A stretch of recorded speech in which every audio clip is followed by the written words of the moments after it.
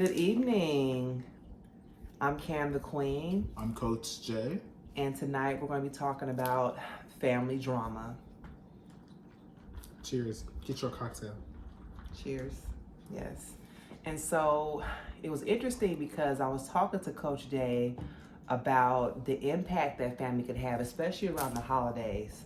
You know, there's a lot of expectations that are put upon us, obligations, a lot of these thoughts like, well, that's your family, so maybe there's an expectation for you to put up with some toxic behavior or some demands you would normally feel like you need to really give into. Or you might just put, a lot of pressure on yourself to show up for your family a certain kind of way or to be perfect. And that can really take a toll on your mental health. I think personally, that was something that really was something that I used to have to I had to get it out of my head. I used to think low key, I needed to be more I have to be this way, Right. I think, being, the second oldest of my siblings, I think that, I had two younger siblings that was looking at me oh, this is the figure that, you're supposed to be. So I was having that pressure. And then I think it was just the pressure of wanting to make sure everybody was proud of me, and I think that after a while I started to get to that place of fuck everybody, for real, I don't care what the next person thinks. At the end of the day, as long as I'm happy with what I'm doing, as long as I'm proud of myself, as long as, what I'm doing really makes me feel good and I'm not doing anything wrong to harm or hurt the next person, there's nothing else that the other person should be able to say to me or that can really upset my life in a way of turmoil in a sense. I love that. I think it, but it took a long time. But my question was going to be how did you get to that point? What had to happen in your life where you finally said, fuck it? My grandma passed away. Okay. All right. My grandma passed away 5 years ago. And honestly, that anniversary is coming around, to be honest. And, I think that with her passing away, me getting into grief therapy and really understanding that okay, I need to get help. I can't deal with this grief on my own. Yes, I've lost another grandmother prior. I've lost an aunt prior, but it really didn't affect me the way that, my mom's mom passing away really affected me. And I think it was just because my grandma, I don't want to say raised me, but she was a very strong figure in my life, very strong, at my grandma's house, so I think that just going through that process and really understanding that okay, well, unfortunately I need to get into grief therapy to deal with my grandma's passing. And then in that process of being in there, I started to really understand that my grandma also really did have a big hold on that, that process of me needing to be perfect, and then I came to the understanding I love my grandma dearly, trust me, I do, but at the end of the day, what she was doing was wrong. Putting that standard or putting that weight on me, that was very wrong. I need to be perfect, or I have to sit a certain way, or I have to be a certain way, in order for me to be perfect or be good for her. Right. So you mentioned earlier, right, being the oldest brother, right? And so, I was saying before, a lot of times without knowing it, really, or by knowing it, our families, they put us in certain roles. That they feel we have to perform. We have to perform to those roles, right? So yeah, explain. I think I was a parent for a long time. Okay. I think I was very much so a parent. My mom, she had her own struggles. So it was my sister, then there's me, and then I have two little brothers underneath me. So it's my sister, she played that motherly role for a very long time. And I think that that's sometimes why my sister and I always used to bump heads, because she was trying to be my mom opposed to just being my sister and being able to accept me and really just listen to me. Yes, as a sister, opposed to not a mother figure. because not saying like, oh, I resented her for that, but I think that we did bump heads a lot because of it. You know, I think that like, because I was put in that parent role a lot, I think that it made me, unfortunately, like grow up a lot sooner than what I had to. Like, you know, I'm not saying I didn't have a childhood, because I did, of course, but I think that a lot of things that a lot of other kids was, a lot of things that your parents normally was taking on to hide from their kids, it was like that was something that I had to deal with. You know what I'm saying? Like, so, you know, me making sure that the rent was paid, or me making sure that, oh, I have to figure out how to get that light bill paid, or, you know, taking care of my grandma, or whatever the case may be. Those things were a part of my life, you know? Not saying that, oh, like I resent anybody for doing that, because I mean, I think that in all honesty, it made me the person that I am today. But I think that at the same time, it kind of makes me like a little, I don't know the word, but it just makes me like feel like a little sad for myself, because it's like, dang, like you really had to grow up a lot sooner than what you should have, you know? I feel that. I think that like, I think like, that's why I always tell kids, like, you know, like be a kid as long as you can. Like, it's real, like adulting sucks. Like, yes. Like, you're not missing anything. Trust me, like it's hard, and I promise you. Get there when you get there. When you get there, you're gonna be like, damn, I wish I was a kid again, because I know that's how I feel. Like, I just want somebody to take care of me, somebody to make sure like I am, you know, getting dressed in the morning, picking up my clothes, you know, taking me to work or to school or wherever I need to go. Like, I want someone to do those things. Like, I want that, you know, and it's like, here I am, a 30-something-year-old man that's wanting that, but I think it's just because of the lack of me having it as a kid. Right. Okay. So that brings me to another good topic, right? I was talking to a client about this today, right? Reparenting. Okay. All of us have inner child wounds that we have not addressed. A lot of times those inner child wounds end up playing themselves out within our platonic and romantic relationships. Okay.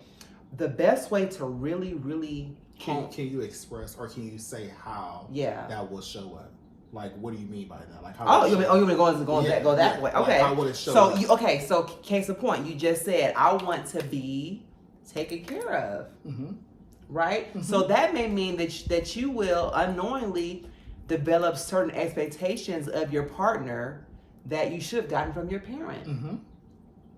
Okay, like you may expect your partner to be able to anticipate your needs. Like, they should know that I need this and that. They should know that this is how I feel, how I need to be treated.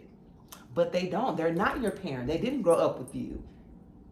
They, most of the time, are just getting to know you, unless they grew up with you as a child. Right. So sometimes we will like bite our partner's heads off for not doing something that we think they should do when they have no idea.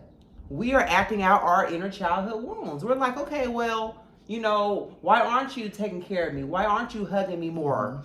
Why aren't you cooking meals for me more? Why aren't you paying for this, paying for that?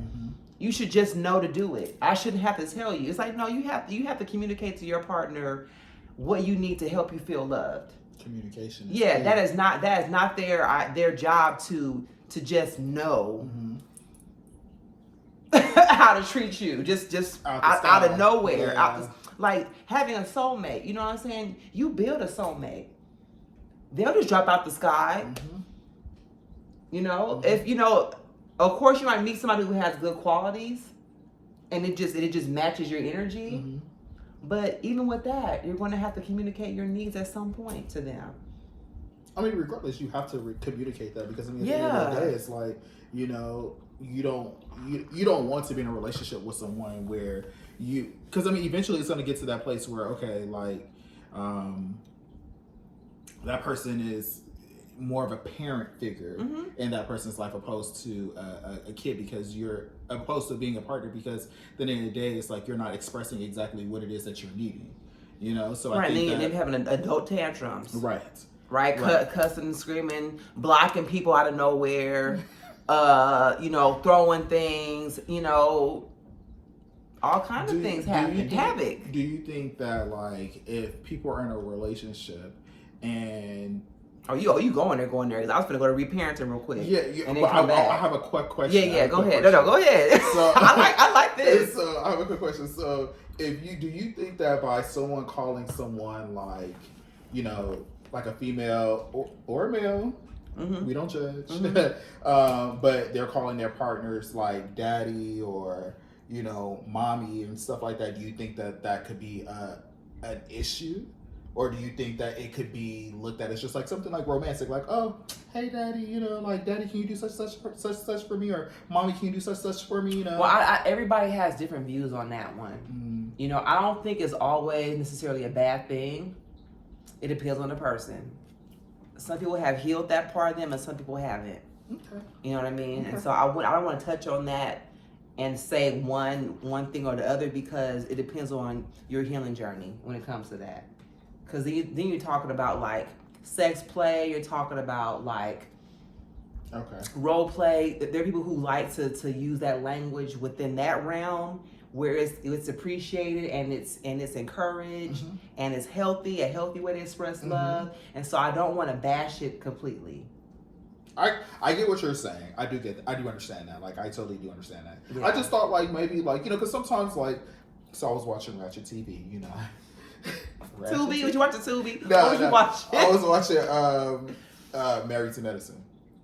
I don't know if you know what I'm talking about, but it's called Married to Medicine. Is it on Netflix? No, it's on Bravo. Oh, Bravo. Yeah. Okay. No. Oh, you know, I have heard that show. Yeah. Okay, yeah. So like it's like this one lady on there. She calls her husband daddy, and you know even Monique, like, you know, she calls her husband daddy, and she explained her reasoning. Right, like, you know, she says like, you know, he's raising me, you know, and to me personally, I think hearing that, it really was like, oh, like, you know, like no, I you know, I could appreciate Monique for her honesty, because she is admitting, which a lot of women don't do. She's admitting that she's healing her inner childhood wounds through her partner. But then I always think like, is that a good thing though? Because I think about like, you know, God forbid, I'm not being negative Nancy at all, but if this person was to leave, are you still going to be able to deal with your inner child? And right. It's a heavy cross to bear, and it's really easy to fall into codependency when you haven't done the work on yourself. So you have a really good point. That's, you got a good point. Yeah, that's okay. Okay. But that's what brings me to my next topic: reparenting. You have to reparent yourself in order to heal the inner child wounds.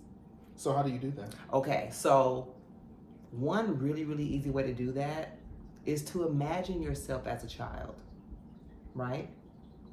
Think back to some of your earliest experiences of yourself as a child when you were innocent, you know, before the world polluted you in different ways. But I think that's going to be hard for people though. Because but hold on, wait. Okay. Think back to that time. Think about the things you would have wanted to receive from your parents and the things you would have wanted to hear from your parents. Now, if you have a lot of deep wounds, there may have been things that you didn't hear or didn't feel or didn't receive, especially if you were born someone who I call an HSP, a highly sensitive person, in an environment where people who don't have emotional maturity and don't know how to really show empathy. So if you were... We learned it today. Yeah, if you were not given a lot of praise, if you were not reminded, hey, you made a mistake, but it's okay, try again.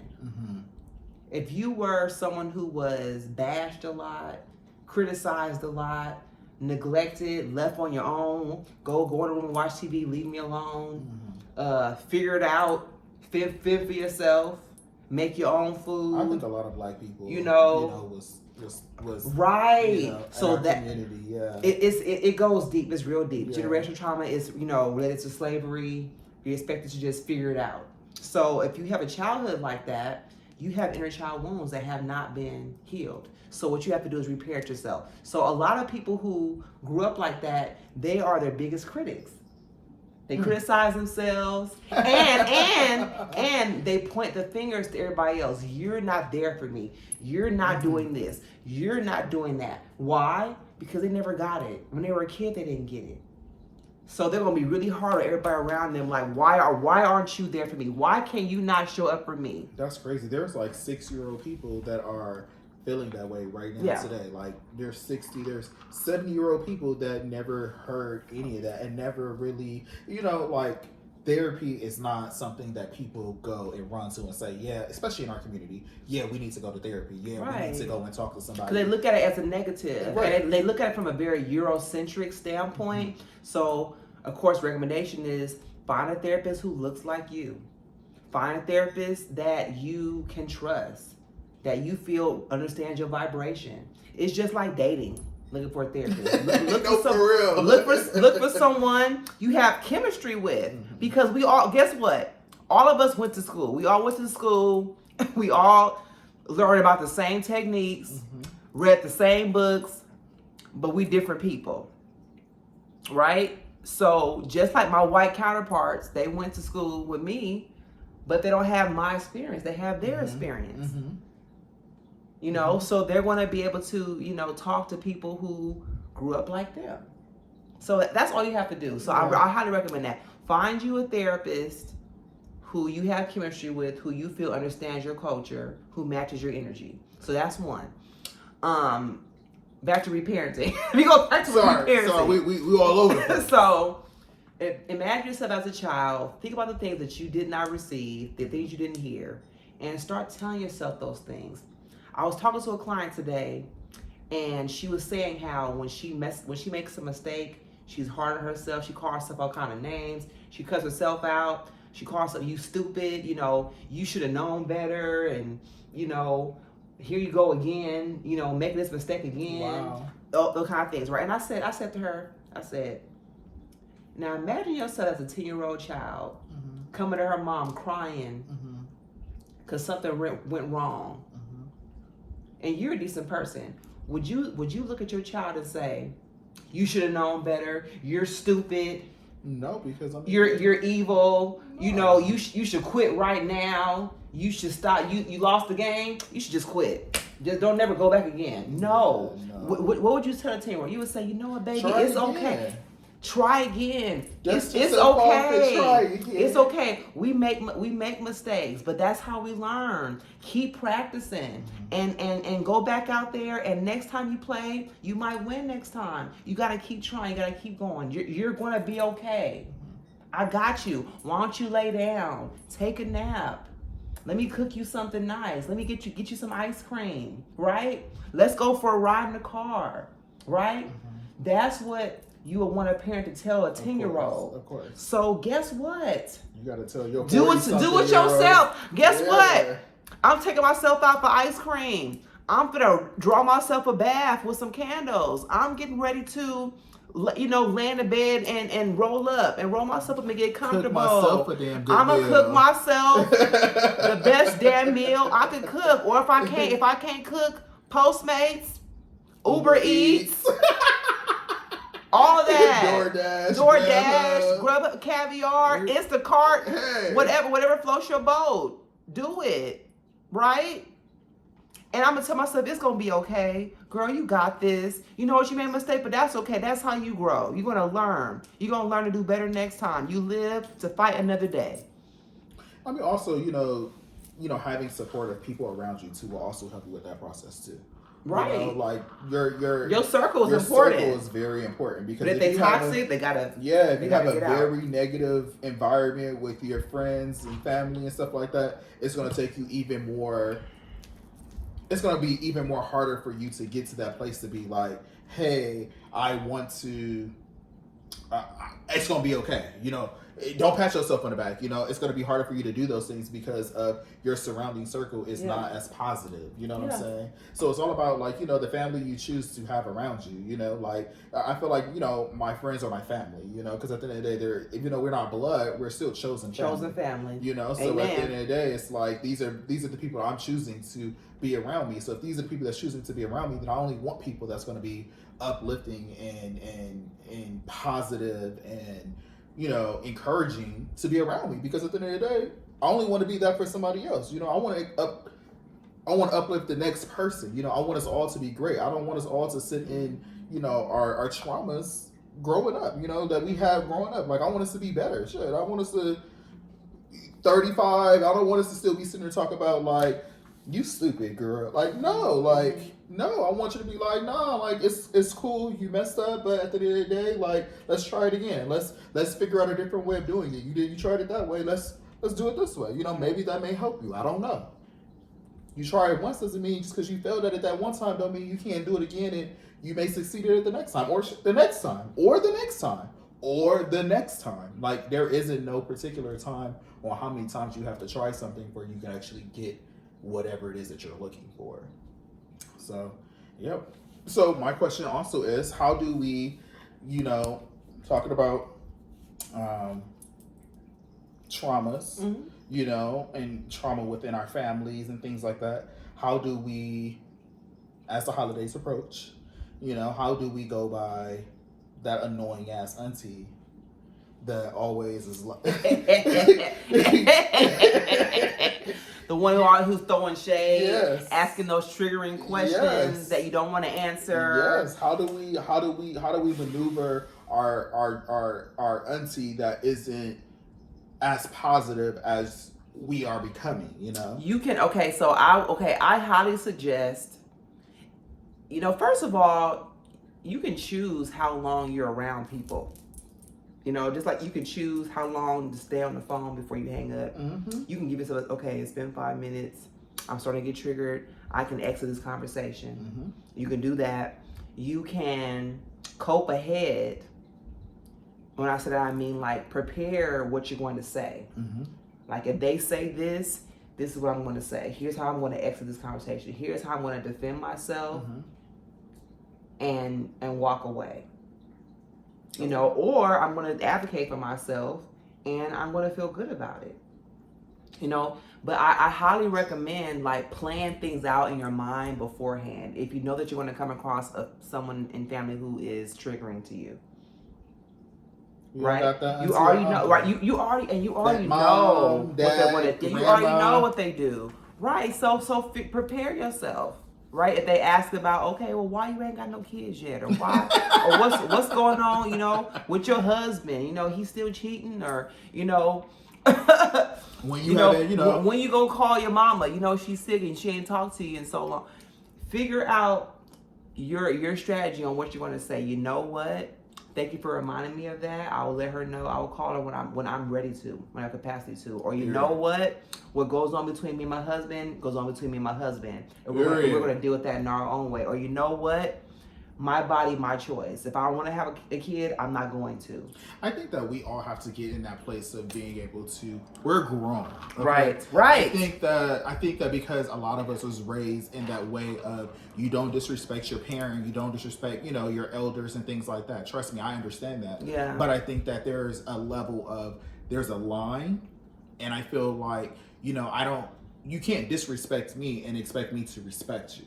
Mm-hmm. You get what I'm saying? So I don't think that, like, oh, you asking me that question, I'm just supposed to be like, oh, well, let me answer your question because you're asking me the question. No, it's my business. Boundaries. Yes. You can have boundaries. Like I just said, it's like, what's going on between me and my partner is between us. If there's something that you need to know, you'll know. And I think that having boundaries, there's nothing wrong with. You could tell your aunt, mind your damn business. Right.